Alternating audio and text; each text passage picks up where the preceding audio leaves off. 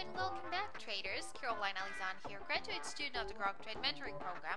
It is Monday, September 26, 2011, and we are looking at our beautiful Qs chart. And look what we see here happening on our daily chart.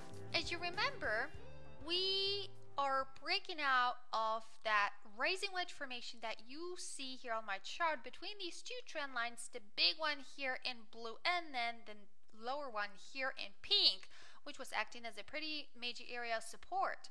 So we are breaking out of it, confirming that rising wedge, continuing lower on pretty decent volume in here. The MACD was still confirming it, and now we are in a bearish territory according to the MACD below the zero line. So things could happen. So pay close attention to that and keep your eye on it, because that's really important. Right now the MACD is slowing down a little bit, getting ready again for a major move. But what we do see here on this chart happening is that we are below the rising wedge formation, which is bearish. So we got it confirmed. And what else do we see here? We are below all major moving averages. The first one here up high, which you see here in blue, is a 200-day moving average. The second one down here is the 8 moving average in green. And then the next one down below is the 50-day moving average, which you see here in red. So these are very important moving averages to pay close attention to. So right now we are fighting the 50-day moving average.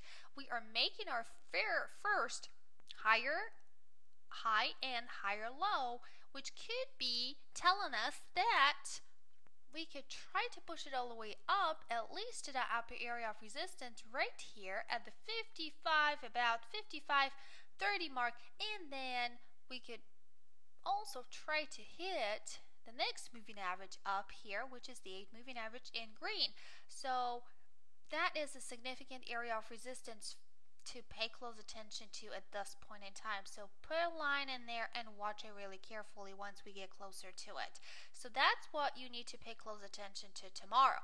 And things can happen in here. We could either way try to push it even higher to that next area of resistance up here, the 55.83 mark about, or we could try to go higher to that 200-day moving average, which is at the 56.27 mark.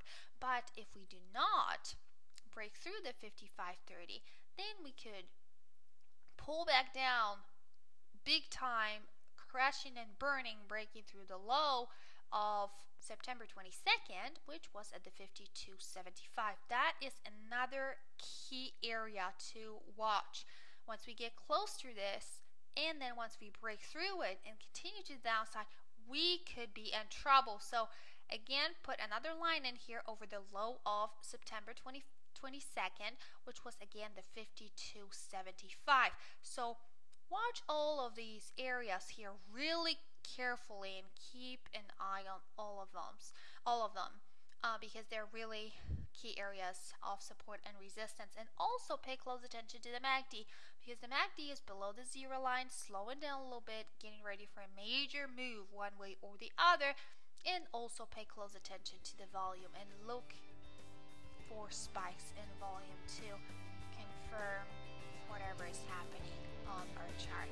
Alright, so hope it helps you. Have a wonderful day, evening, and I'll talk to you again tomorrow.